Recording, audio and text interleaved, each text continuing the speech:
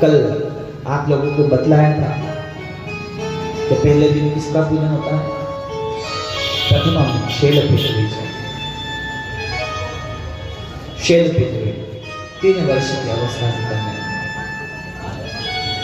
उनका पूजन करना चाहिए। किस प्रकार से? जो कन्या है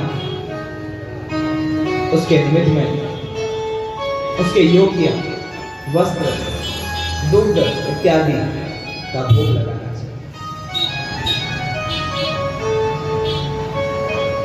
और इस दिन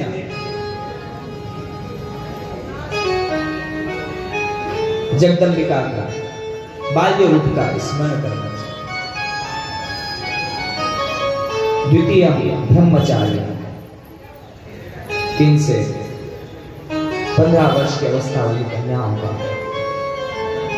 विद्या के निमित्त में जो भी संसाधन उन्हें उपयोग में आते हैं वह सभी प्रदान करना चाहिए। और 15 से 25 वर्ष की अवस्था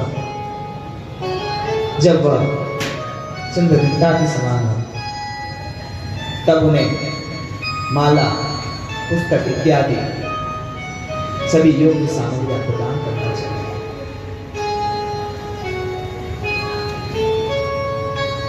कुष्मांड चतुर्थकम जब वह विवाह के योग्य हो जाती, विवाह इत्यादि कर्म हो जाता, अपने घर को त्याग कर दूसरों के घर पर जाना, उस कुष्मांड का पूजन करना चाहिए। षष्टम स्कंद मातेति और सप्तम कालरात्रि महागौरी तथाष्टमम और नवम सिद्धदात्री। इस प्रकार इन 9 दुर्गाओं का पूजन इत्यादि कर्म करना चाहिए। फलाहार इत्यादि का कर्म करते हुए, एक समय भोजन इत्यादि का कर्म करते हुए, नाना प्रकार के जप तप इत्यादि कर्म इसमें करने चाहिए, जिससे इन रात्रियों में यह जो 9 रात्रियां हैं इनमें हम जब कर्म इत्यादि करें 9 दिन, उसके बाद पूरे 90 दिन उसके अंदर सारे जीवन के कार्य करें। इस 9 दिन को व्रती रहकर व्रत धारण करना।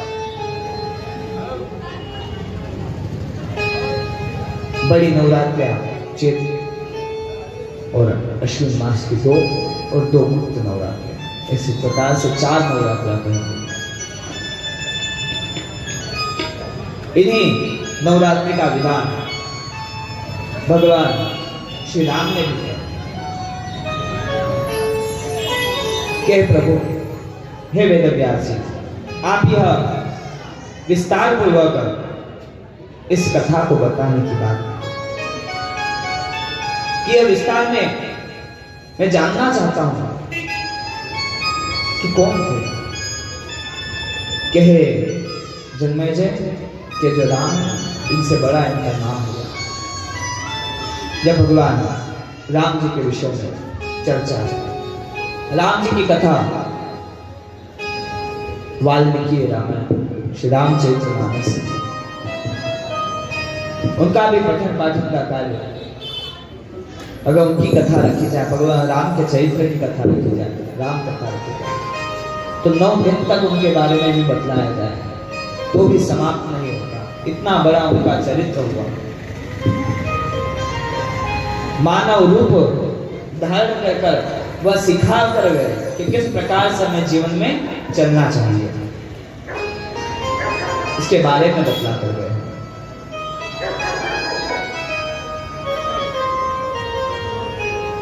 जन्मेजय जी को आज भगवान राम के नाम का संकीर्तन करते हुए उनकी पावन चरित्रमय कथा के अंदर हम प्रवेश करते हैं। कहते सुनते आवे कहत सुनत आवे अखियों में पानी, राम कहानी सुनो रे राम कहानी, राम कहानी सुनो रे राम कहानी।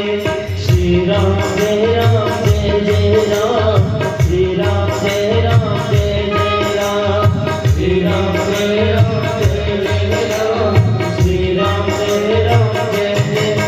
दशरथ के राज दुलारे, कौशल्या की आंख के प्यारे,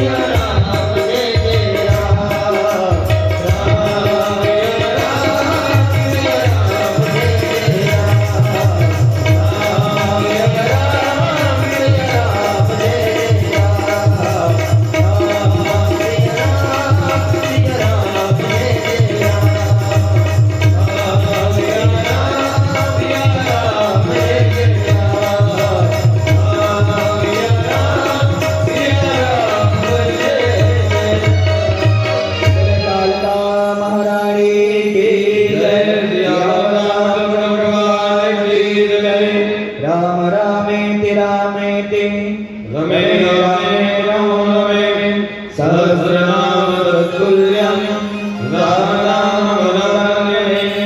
भगवान राम जी का जन्म अयोध्या नरेश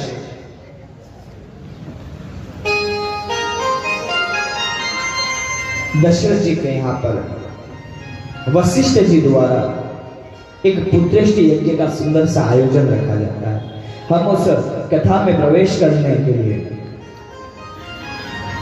बड़े ध्यान पूर्वक उसे श्रवण करेंगे। भगवान दशरथ जी की कौशल्या, कैकेयी और सुमित्रा, तीन रानियां, बहुत समय व्यतीत हो गया, उनके यहाँ पर अभी तक कोई संतान उत्पत्ति नहीं हुई। एक दिन दशरथ जी जब अपने राज सिंहासन पर बैठे हुए थे, आईने का मुआयना कर रहे थे, अपने आप को देख रहे थे और देखते देखते उनका ध्यान गया कि कान के पास में उनके सफेद बाल आ गए। जब यह सफेद बाल देखे ना कान के पास में, यह सूचक होते हैं काय के बुढ़ापे के, वानप्रस्थ के। हमारा शरीर स्वयं गवाही देने लग जाता है। तो जब यह सफेद बाल वानप्रस्थ अवस्था उन्हें दिखलाई दी और चिंतित होने लगे कि मेरे बाद मेरे राज्य को कौन संभालेगा, इस अयोध्यापुरी का रक्षण कौन करेगा। और जिस पुरी में राजा नहीं रहता, वहां पर अनेक प्रकार के चोर, डाकू इत्यादि आ जाते हैं, प्रजा भ्रष्ट हो जाती है। अपने गुरुदेव ऋषिवर वशिष्ठ जी के आज आश्रम पर गए, गुरुदेव के चरणों में नतमस्तक हो गए। गुरु वशिष्ठ ने दशरथ जी का आया हुआ जानकर उन्हें आशीष प्रदान करा कि हे दशरथ, किस चिंता से आप आए? क्या हो गया? अयोध्या सब कुशल सब, कुछ विपदा तो नहीं है कि महाराज किसी शत्रु का भय नहीं है, सब आपका आशीर्वाद है, आपकी कृपा है। भगवान सूर्य रघुकुल तिलक राघवेंद्र भगवान का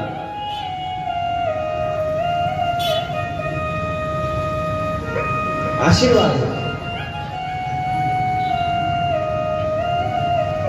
हे महाराज, फिर आपने आश्रम पर क्यों आया?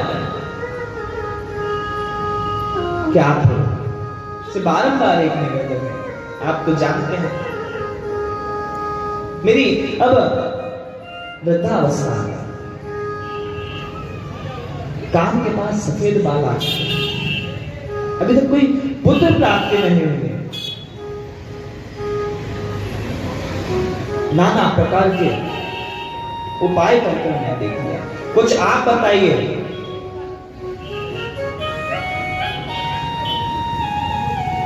कि मैं किस प्रकार से कार्य करूं?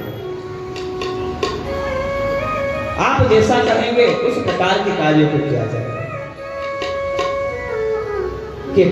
पुत्रेष्टि यज्ञ रखा गया, पुत्रेष्टि यज्ञ का सुंदर सा आयोजन वहां पर रखा गया।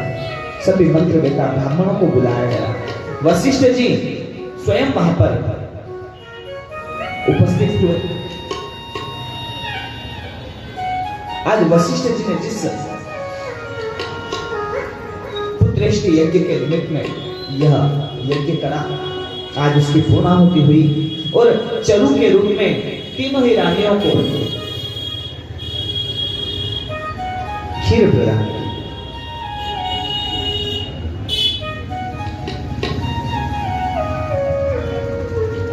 उस चरु के प्रताप से, उस खीर के प्रताप से जब वह खीर का भाग पर लेकर जा रहे थे एक चील आया, एक बाज आया और सुमित्रा जी का जो चरु का भाग था वह उड़ाकर ले चला। विद्वान बतलाते हैं, तत्वज्ञ बतलाते हैं कि वही बाग मां अंजनी को मिल गया।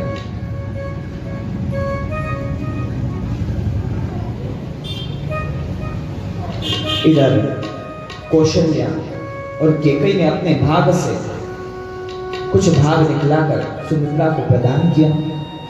सभी ने उस खीर का प्राशन करा। उस यज्ञ नारायण भगवान की कृपा से, मां जगदंबिका की कृपा से आज सूचना मिली कि तीनों रानियां गर्भवती। राजा दशरथ जैसे जैसे वह गर्भ वृद्धि को प्राप्त होने लगे, वह चिंतित होने लगे। एक दिन चैत्र का महीना आ गया। सभी सुंदर सा वह रम्य वातावरण, शुक्ल पक्ष उपस्थित हुआ। नवमी तिथि आ गई।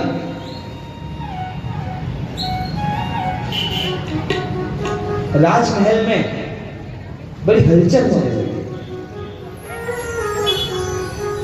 आज सूर्य नारायण जब उदित हुए हैं तब बारंबार वह भी चिंतित है, क्योंकि सूर्य वंश में बालक की उत्पत्ति है। आगे वंश बनने वाला है सूर्य भगवान का। वह भी देखना चाहते हैं कि जो नया अयोध्यापुरी का उनका वंश जो होगा वह कैसा है।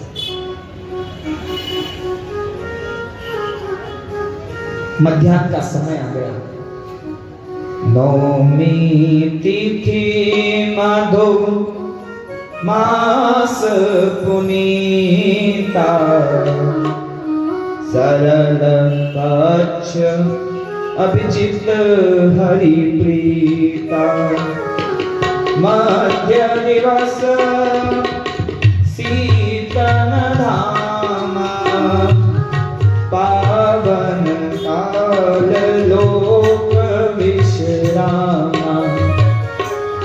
मनोहर समय, नवमी तिथि मध्याह्न का समय आ गया।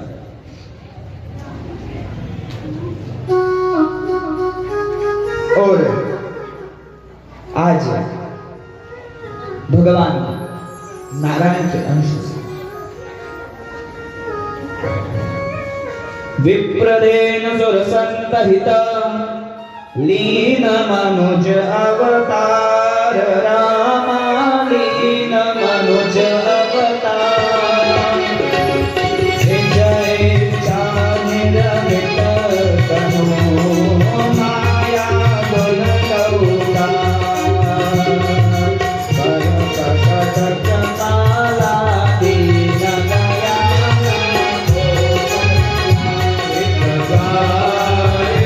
हर चित हमारे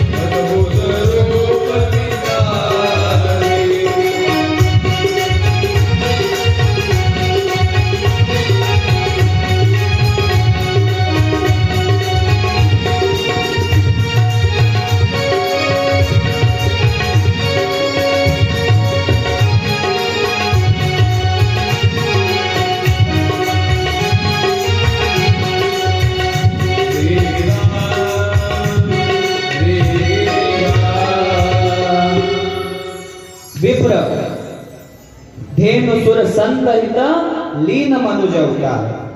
मनुष्य का अवतार लेकर भगवान विष्णु इस धराधाम पर आया और जब वह चतुर्भुज रूप देखा तो मां ने प्रार्थना करी कि हे माता आप शिशु लीला कीजिए। शिशु लीला अतिशय है। क्या इस प्रकार का 4 हाथ वाला बालक उत्पन्न होता है? बात बालक की हुई थी महाराज, बालक रूप में आई है। बालक रूप में भगवान ने रूप धारण करा। जब बालक की किलकारियां गूंजी, दासियां महाराज के पास में कि कुछ नेक मिलेगा, बड़ी दौड़ी हुई जा रही है कि आज महाराज कुछ हमें अच्छी नेक देंगे, कुछ हमें भेंट मिलेगी। बारंबार दासी कौशल्या माता के भवन से दौड़कर जाती राज दरबार में। इतने केकई माता के यहाँ से शिशु की आवाज, एक बालक वहां से, और सुमित्रा जी के यहाँ से तो 2-2 बालक की आवाज आने लगते। बोले जगदम्बिका माता की जय। आज दशरथ जी बड़े प्रसन्न हो गए, अपने कुल देवताओं को, इष्ट देवताओं को, कुल देवी को मनाने लगे कि आपको बारंबार प्रणाम है हे जगदम्बिका, आपको बारंबार प्रणाम है। ये जो राम जी के वंश की कुल देवी जो है ना माँ कालिका भवानी, ये बता दूं मैं आपको, राम जी की कुल देवी माँ काली, इसीलिए उनके नाम का बीज मंत्र क्लीं रामाय नमः, क्लीं विष्णवे नमः। गोपाल सहस्त्र नाम में तो यहां तक आ गया क्लीं कामदेव, पहले आया सबसे पहले क्लीं देव कामदेव, उनकी कुल देवी। क्यों? क्योंकि कदी उनको निर्मित करने वाली कौन? मां जगदम्बिका, जगत जननी मां आद्या। दशरथ जी ने बारंबार अपने कुल देवताओं को, इष्ट देवताओं को, पितृ देवताओं को मनाया। जब पहले संतान की उत्पत्ति होती थी ना, तो 10 दिन के बाद में तर्पण इत्यादि कर्म किया जाता था, नांदी श्राद्ध इत्यादि कर्म किया जाता था, नारायण बलि इत्यादि कर्म किया जाता था, पितरों को याद किया जाता था, क्योंकि पितरों की कृपा हुई, कुल देवताओं की कृपा हुई। कुल देवता को हमारे पिताजी, दादाजी, परदादाजी, वृद्ध परदादाजी, वो हमारे शरीर के अंदर निवास करते हैं, हमारे वीर्य के रूप में, हमारे रज के रूप में, तभी तो हमारा शरीर निर्मित होता है। आज यह सारा कार्य कर नामकरण संस्कार का दिन आया। वशिष्ठ गुरुदेव को बुलाया गया कि महाराज नामकरण संस्कार कीजिए। वशिष्ठ जी नाम, वर्ण, नक्षत्र इत्यादि देखे और बारंबार उस आनंद राशि बड़े बालक को देखने लगे कि यह बालक कितना सुंदर है, कितनी मनोहर छवि है इसकी, कितने सुंदर कमल नेत्र है, कमल के समान नेत्र, बाल घुंघरालू, सुंदर सा मुलायम सा उनका शरीर, पीतांबर पहना रखा है। एक बालक को पीतांबर, एक को रक्तांबर, एक को हरित वर्ण और एक को नीलम वर्ण पहनाया हुआ, बड़ा सुंदर से। और गुरु वशिष्ठ जी इधर पट्टिका बनाने और बालक को निहार रहे हैं, कितना सुंदर बालक है।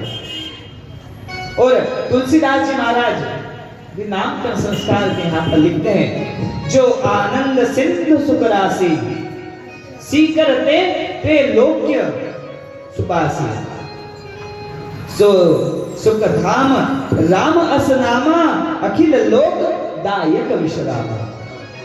कि महाराज यह जो बालक है ना, अखिल लोक को विश्राम देने वाला।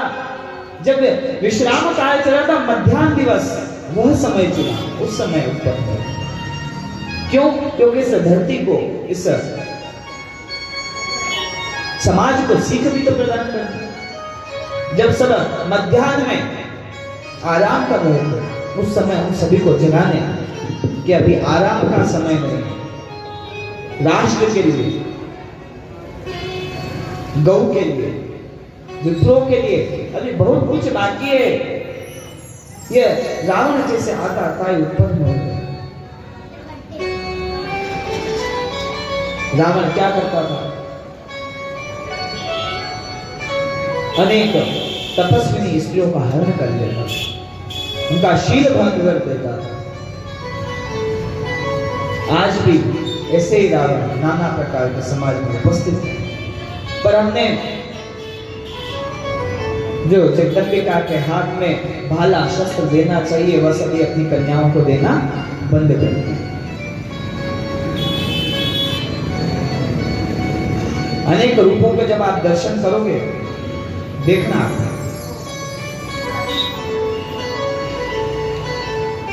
हर रूप में कुछ ना कुछ आयु बन रहा है। मां बाला के हाथ में भी छोटा सा भाला है, वह अनेक प्रकार के असुरों का संहार कर देती है।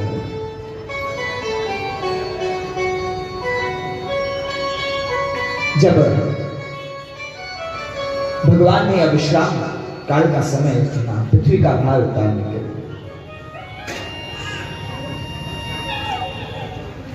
दूसरे बालक का नाम संस्कार करने के लिए वह उद्यत हुए। मानो राम के बारे में वर्णन करते हुए वशिष्ठ जी महाराज थकते नहीं। ये आनंद सिंधु की राशि है। ये जो समुद्र है ना, वह आनंद का समुद्र यह है।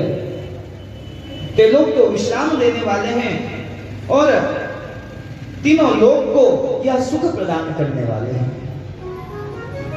इसलिए इनका नाम राम होगा।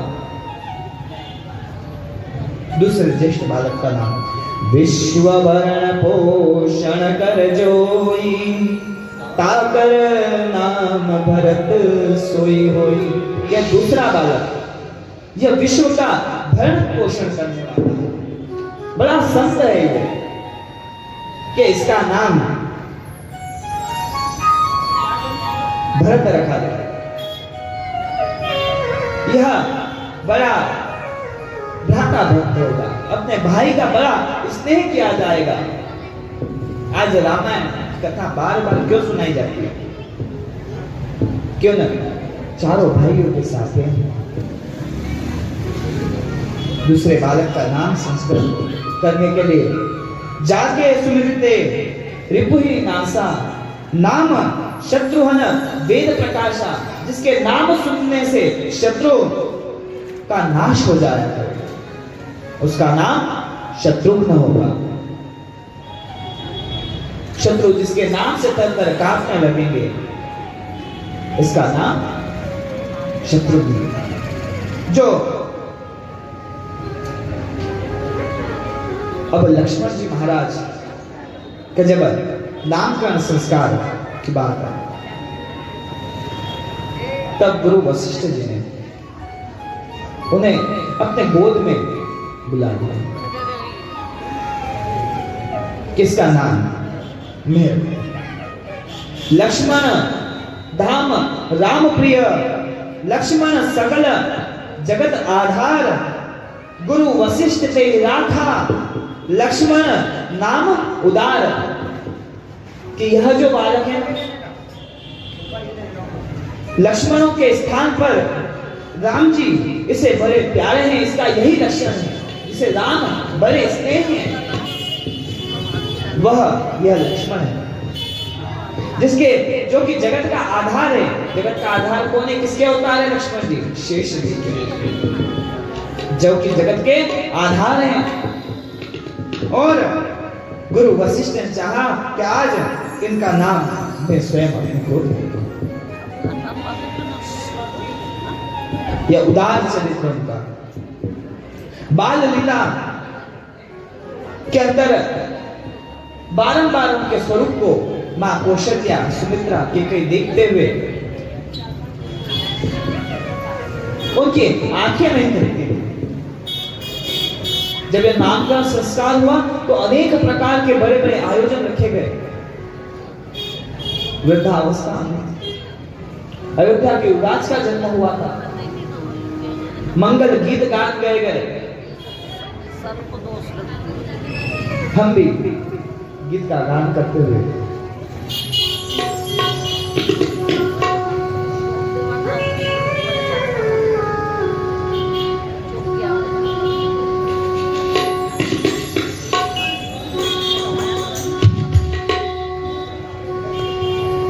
एक समय के बाद धीरे धीरे भगवान वृद्धि को प्राप्त होने लगे।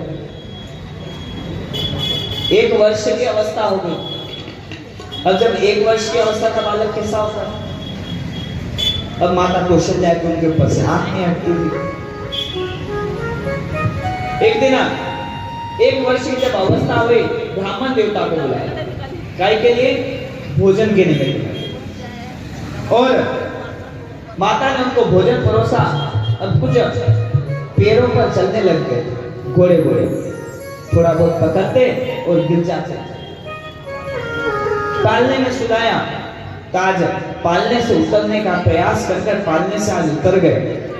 और कैसा सुंदर सा स्वरूप उनका, बड़े गोल मटोल सुंदर से पायजाम उनके पाँव में मां ने बांध रखे, पीतांबर धारण करे हुए हैं, घुंघराले से बाल है, श्याम वर्ण है और बड़े ठुमकते हुए चले हुए जा रहे हैं।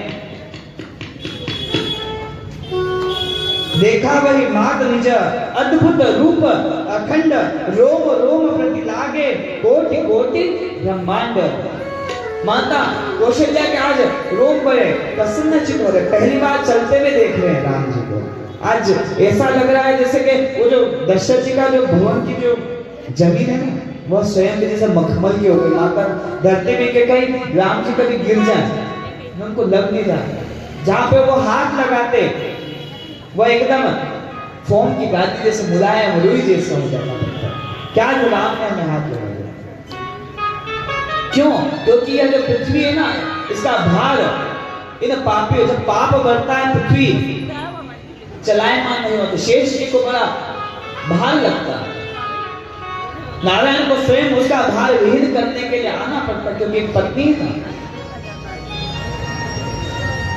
जाता उठते उनको प्रणाम भी हम इसलिए करते। समुद्र वसने देवी पर्वत स्तन मंडिते पादस्पर्शम समशु।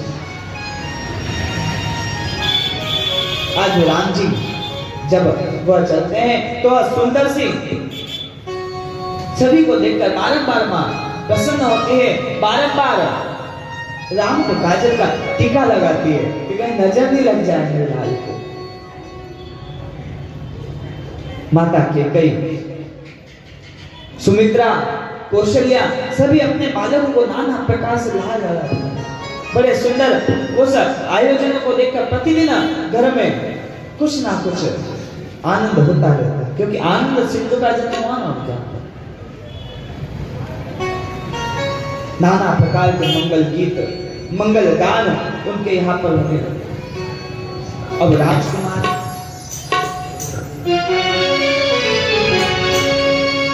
आओ बसाए मन मंदिर में झांकी सीताराम की।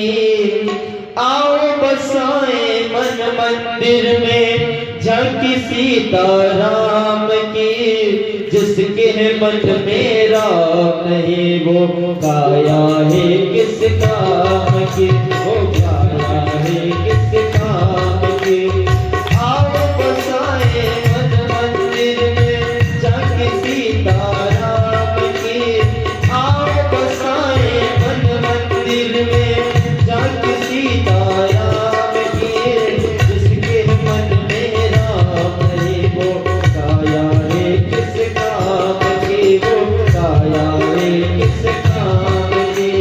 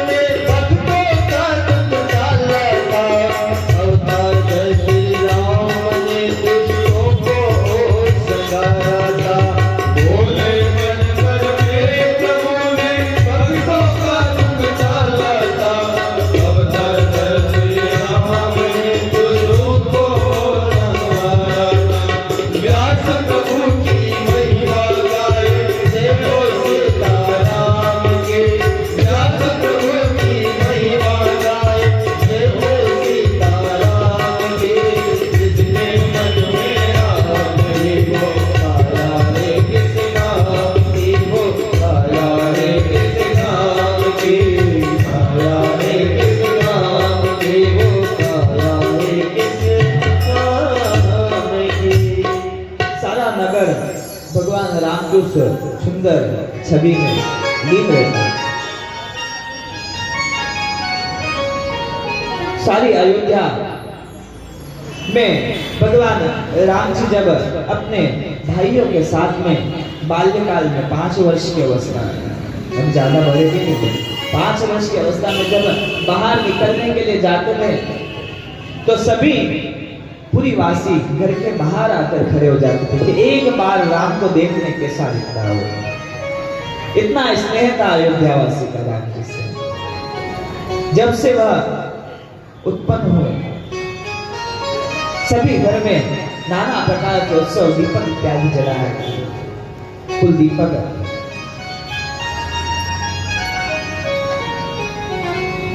विद्याध्ययन का दिन हुआ, यज्ञोपवीत संस्कार इत्यादि कर्म कर गुरु वशिष्ठ जी के यहाँ पर विद्या लेने के लिए गए।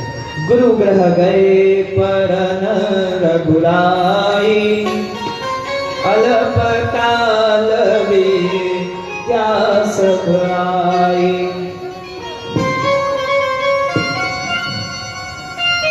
मां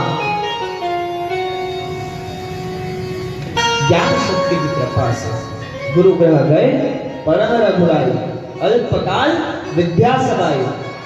कुछ ही दिनों में दोनों भाइयों राम लक्ष्मण, भरत और शत्रुघ्न दोनों ने अनेक प्रकार के अस्त्र शस्त्र, वेद, उपनिषद सभी का ज्ञान कुछ ही दिनों में प्राप्त कर लिया। 16 वर्ष की अवस्था आ चली। आश्रम में एक दिन भगवान शंकर का सुंदर सा पूजन और अभिषेक जब प्रारंभ हुआ तब भगवान शंकर आज उस शिवलिंग में स्वयं उपस्थित हो गए और भगवान राम जी ने उनकी सुंदर स्तुति की। नमामि शमीशा निर्वाण रूपम दिव्यं व्यापकं ब्रह्मवेद स्वरूपं। नमामि शमीशा निर्वाण रूपं।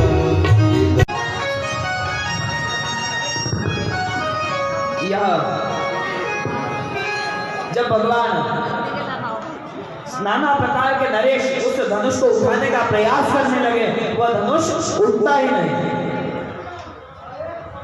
जनक जी बड़े रोषपूर्वक क्रोधित हो गए कि क्या इस धराधाम पर क्षत्रिय कुल में कोई ऐसा राजा नहीं जो इस धनुष को तोड़ सके। नाना प्रकार के वचनों को कहा और इस बात को सुनकर लक्ष्मण जी क्रोधित हो गए। शेष क्या होता है, जैसे छोटी उम्र के बाप हो। तो जब इस प्रकार का उन्होंने वचन कहा तब लक्ष्मण जी अपने आसन से उठ खड़े हुए कि हे जनक, आपने हमें यहाँ पर बुलाया है और रघुकुल शिरोमणि राम मेरे भ्राता के सामने आप इस प्रकार का वचन कहते हैं कि क्या क्षत्रिय कुल बलहीन हो गया है, शास्त्र धर्महीन हो गया है, या आपको शोभा नहीं देता? आपको जनक कहा जाता है, क्या आप आपकी मर्यादाओं को भूल गए? कि मैं अगर चाहूं तो अभी पृथ्वी को एक गेंद के समान फोड़ दूं। नाना प्रकार के रोष करने लग गए कि रघुवीर मुँह जहाँ कोई देही समाज अस कोई, कही जनक जैसा अनुचित बाणी विद्यमान रघुकुल मणि। कि रघुकुल मणि यहाँ पर विराजमान है, उनके सामने तुम इस प्रकार के वचन कहते हो। सुनो भानुकुल पंकज भानु, कहत स्वभाव न कछुआ अभिमानो, जो तुम्हारे अनुशासन पावो कुंद हो कि वह ब्रह्मांड उठाओ। कि तुम कहो तभी सर धनुष की क्या बात है, ब्रह्मांड उठा दो। नाना प्रकार के वचन कहते कच्चे घड़े के समान इस पृथ्वी को फोड़ सकता हूं। जब इस प्रकार बारंबार क्रोध करते हुए लक्ष्मण जी को देखा तब भगवान ने कुछ इशारा किया। उस इशारे को जानकर लक्ष्मण जी पुनः अपने आसन पर बैठ गए। गुरु विश्वामित्र जी ने उन्हें जाने को कहा कि जाओ राम धनुष। गुरु विश्वामित्र के चरणों को नवाकर अपना शीश रघुपुर में उस धनुष के समीप में गए और देखते ही देखते लेत चढ़ावत खेचत गाड़े कहूं न लाग देख सब धावे। लोग बात देखते इतनी देर में उन्होंने धनुष को उठा लिया। तेन छन राम मध्य धन तोरा भवे भुवन धरी घोर कटोरा। उस कठोर भयंकर आवाज को सुनकर दसों दिक्पाल अपने स्थान को छोड़कर अलग हो गए। पृथ्वी कांपने लगी।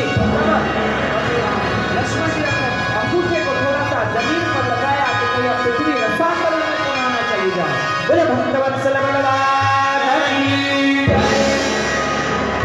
जय। माला लेकर मां सीता वहां पर उद्यत हुई।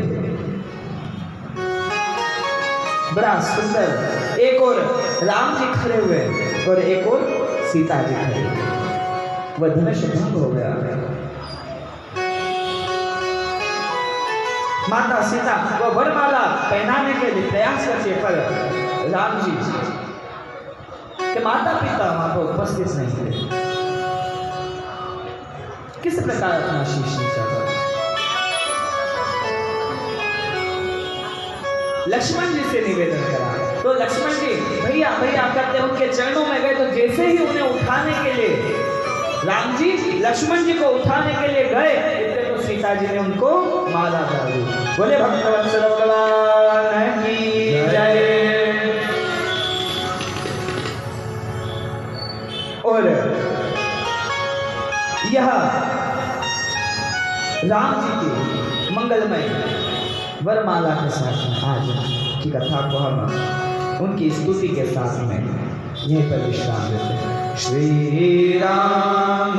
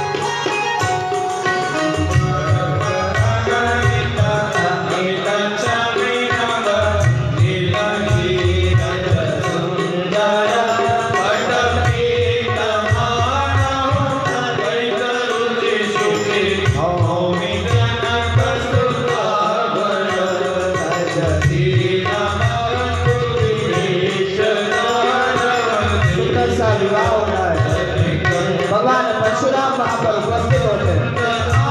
बड़ा क्रोध करते हैं। नाना प्रकार की बातें होती हैं।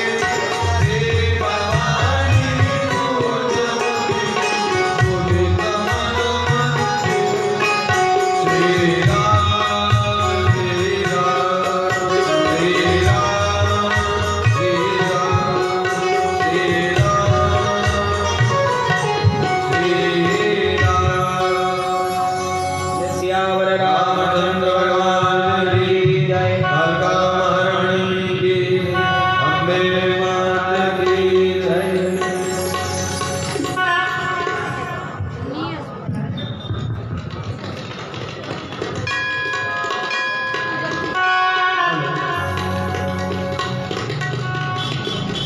आज की प्रसादी जिन भक्तों की तरफ से रखी उनके नाम में बताता हूँ। अशोक जी रजवानी की तरफ से आज की प्रसादी, रेखाबाई व मावर जी की ओर से भी आज की प्रसादी रखी गई है, और मूर्ति वाले की तरफ से भी आज की प्रसादी रखी गई है। लीलाबाई का नाम है, उनकी तरफ से जो प्रसादी रखी गई है।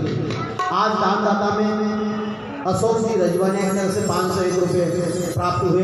भगवान उनकी मनोकामनाओं को पूर्ण करें। और एक लवेश जी जिन्होंने पोथी उठाई थी, उनकी तरफ से भी 6100 रुपये प्राप्त हुए। भगवान उनकी मनोकामना को पूर्ण करें, माता जी उनकी मनोकामना पूर्ण करें। कल जो चावला जी आज भी उनकी तरफ से भी 5100 रुपये दान इस कथा में प्राप्त हुए। और सावन जी सांसला की तरफ से भी 5100 रुपये प्राप्त हुए। और भी भक्त हैं जिन्होंने समाज के हैं, अन्य लोगों ने इस कथा के लिए जो दान दिए हैं। आज के आखिरी प्रारंभ करते श्रवण जी रजवानिया ने भी 1100 रुपये दिए हैं, और सुनील जी शर्मा ने भी 100 रुपये दान करे हैं। और अन्य सब और भी हैं जो दानदाता जिन्होंने दान दिए। जो कोई भी भक्त इस कथा के संचालन में दान करना चाहे तो पंडित जी को कर देवे, क्योंकि देत दान वही रीत भंडारा, तुरंत धरे धन विविध प्रकार। दान देकर भगवान की आज राम जी का जन्म हुआ। रामचंद्र मानस में ही ये लिखा गया कि देत दान वही रीत भंडारा, तुरंत भरे धन विविध प्रकार।